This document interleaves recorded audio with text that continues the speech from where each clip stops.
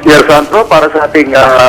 October 24, presyo ng mga pangunahing gili, partikular na ng gulay at mga prutas, para sa ating lowland vegetables, na natiling stable pa rin ang presyo nito sa kadila na ang ampalaya na natili sa 60, ang onion 60, ang cooling tomatoes ay nasa 35. Eggplant ay nasa 40,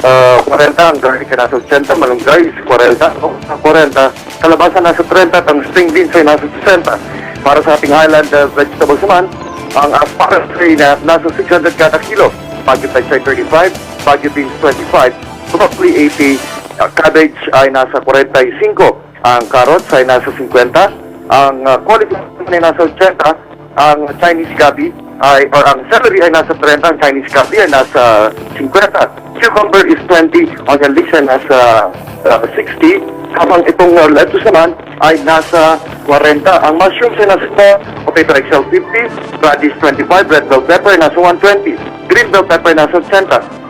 American salad tomato ay nasa 100, ang sayote ay nasa 10, ang spinach ay 15, sugar beets 100, sweet peas Chinese ay nasa 180, wongbong ay nasa 15, young corn ay nasa 120. Samantala, para sa presyo ng ating mga pangunahing cut flowers na nagmumula sa Trinidad Benguet, ang